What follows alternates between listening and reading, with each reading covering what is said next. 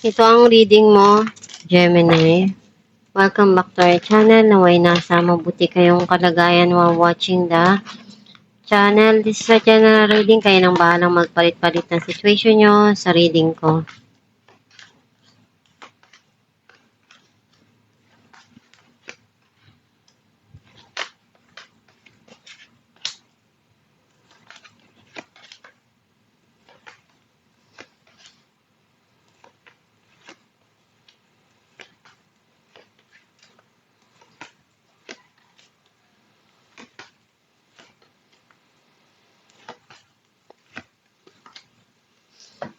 At the bottom of the deck, King of Cups. I feel like ang nasa-sense ko na energy mo, nagiging open-minded ka na sa mga nangyayari ngayon sa buhay mo. Natututo ka na harapin kung ano yung mga dumarating sa buhay mo o mga pinagdadaanan mo. And mas wise ka na sa mga desisyon na gagawin mo, especially sa pag-ibig. Kung meron kang nararamdaman na gusto mong iparamdam sa isang tao, inaalam mong mabuti kung paano mo ipapakita dun sa tao yung nararamdaman mo. Some of you, nagiging kalmado ka na, hindi ka na padalos-dalos sa mga desisyon na gagawin mo sa buhay. And natututo ka na kung paano mo i-handle yung mga situation na dumarating sa'yo. Ang mensahe ng card mo, nagiging malinaw na sa'yo yung mga nangyayari ngayon sa buhay mo at kung paano mo ngayon aayusin yung mga sitwasyon na dumarating sa buhay mo.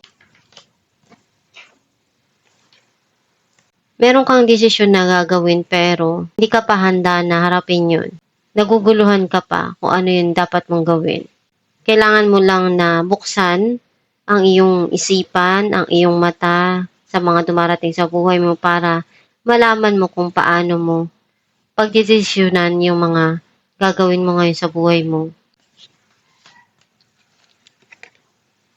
Gagawin mo lahat ng kaya mo para makuha yung gusto mo and hindi ka natatakot. Kapag gusto mo yung isang bagay, gagawin mo lahat ng kaya mo para makuha mo yun.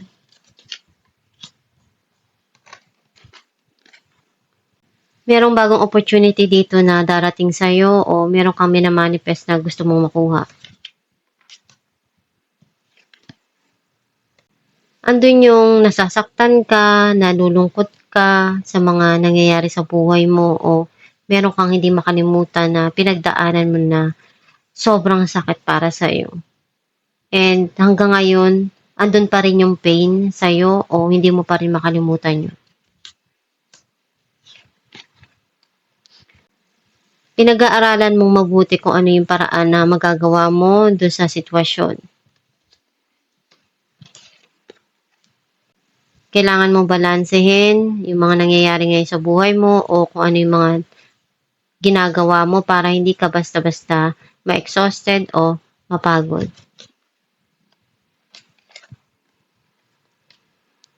Kung ano yung kaya mong punuan sa bawat sitwasyon, gagawin mo. Or umaasa ka na one day kung ano yung mga gusto mo o pangarap mo makuha mo.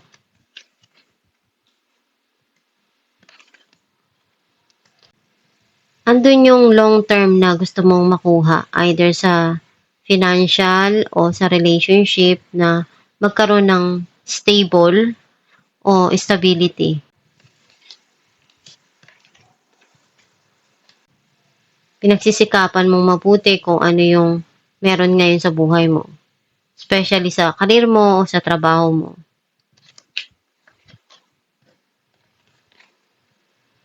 May mga gumugulo sa isipan mo and pinipilit mong ialis yung sarili mo dun sa sitwasyon na yun. Gagawin mo lahat ng kaya mo, hindi ka magpapatalo. Hanggat alam mong tama ka, ibibigay mo lahat ng kaya mo dun. Some of you still keep on standing and fighting hanggat kaya mo. Hanggat alam mong may dahilan para nalaban ka. Clarify natin ang justice.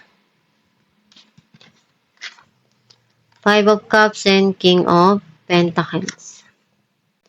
Andun yung panghihinayang nitong tao na to doon sa mga bagay na nawala sa kanya o mga nangyari sa nakaraan na hindi niya mabitawan. Ngayon, pinag-iisipan niya ng mabuti bago siya magdesisyon kasi ayaw niya na uli na mangyari yung mga nangyari sa nakaraan. Clarify natin ang Two of Swords. Ace of Cups and Knight of Pentacles. Kung ano yung kaya mong ibigay at pagsumikapan, gagawin mo. Clarify natin ang Knight of Wands. Four of Pentacles and Four of Cups. Kung ano yung opportunity na darating sa buhay mo, ikagrab mo yun. O may darating dito na offer at pinag-iisipan mong mag-ipon or natututo ka ng mag-ipon. Some of you may darating dito na tao na galing sa past mo. Either merong gustong bumalik na past person sa buhay mo o hindi mo pa rin makalimutan yung past person mo. Some of you, past situation na palagi mong naaalala. Clarify natin ang Ace of Pentacles. Eight of Wands and Ten of Swords.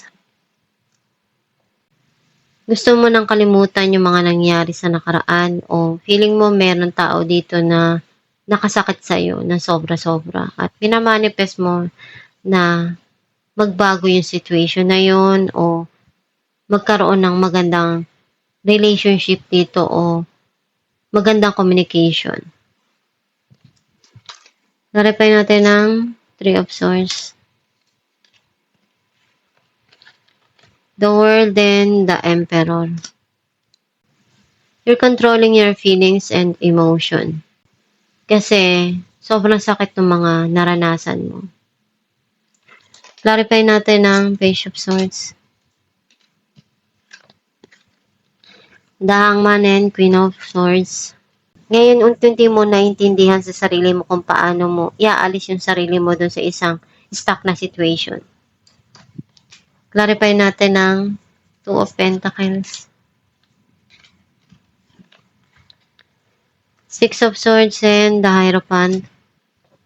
Kung ano yung desire ng puso mo, doon mo gusto na mag-focus muna para tuluyan kang mag-heal. Clarify natin ang the Star. Eight of Pentacles and Eight of Pentacles. Ando yung pagsusumikap mo. Kumbaga, lahat ng kaya mong gagawin mo para makuha mo kung ano yung gusto mo o yung goal mo. And lahat naman yan magkakaroon ng paid off kasi andun yung hard work mo. Clarify natin ang Ten of Pentacles. Two of Wands and the Wheel. Marami ka pang plano para sa kinabukasan mo o iniisip mong magtrabaho sa malayo sa ibang bansa para sa mga pangarap mo. Some of you, nagkaroon na ng end of cycle dito sa mga nangyari sa buhay mo sa past at ngayon may papasok na new cycle dito sa buhay mo. And nandun yung peace of mind. Clarify natin ang Knight of Pentacles. The Devil and Death. Feeling mo nakakonect ka pa rin dun sa past o nararamdaman mo pa rin yun, magkakaroon dito ng transformation and ginagawa mo yung kaya mo para mabago mo kung ano yung kaya mo sa buhay mo. Clarify natin ang Eight of Swords. Ace of Wands and Nine of Pentacles. Masaya ka dahil you feel independent and may mga na-achieve ka na goal sa buhay. Clarify natin ang Seven of Wands. The Star and Two of Wands. Hanggat kaya mo, gagawin mo. Kung ano yung gusto mo at hangarin mo sa buhay, pagsusumikapan mo. Alamin natin kung ano mensahe para sa'yo.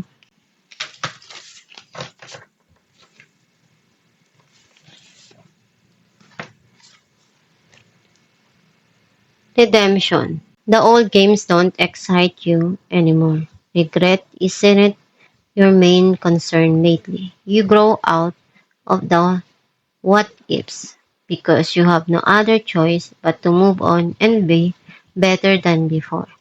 You shield yourself for your own sanity. You understand why you need isolation. You're ready to step into the shoes of the highest version of you. Ang mensahe para sa'yo na natututo ka na tanggapin kung ano yung mga nangyayari ngayon sa buhay mo, kung ano yung mga pinagdaanan mo, nagmamature ka na o nagmamature ka na. And hindi mo kailangan na pagsisihan kung ano yung mga nangyari sa past. Tapos na yun. Nagawa mo na yung part mo doon. You need to move on and kalimutan na yun. Harapin kung ano yung mga dumarating sa buhay mo. And mas kaya mong maging better pa kesa dati. Basta gawin mo lang palagi kung ano yung kailangan sa sitwasyon at kung ano yung mga pangarap mo. Pagsikapan mo lang yun at sama ng pagdarasal para maabot mo yung mga pangarap mo sa buhay. And huwag kang basta-basta magpapatalo sa mga nangyayari ngayon sa buhay mo. Gawin mo yung makakaya mo para maabot mo yung mga pangarap mo. At nandiyan lang yung Diyos Ama para tulungan ka. At itong yung reading, Gemini, kung nakaresonate ka, kindly comment down below. Thank you for watching.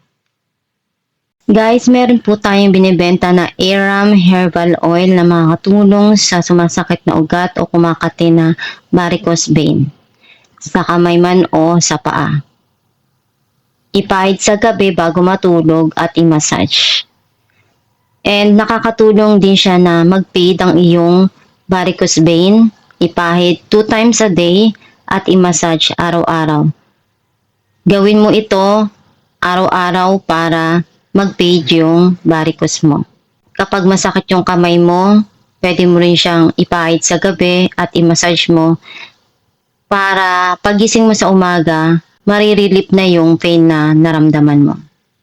Pwede kayong umorder sa Shopee or sa Facebook. Meron po tayo dong page na Star Shines. I-message nyo lang yon or mag-check out kayo sa Shopee.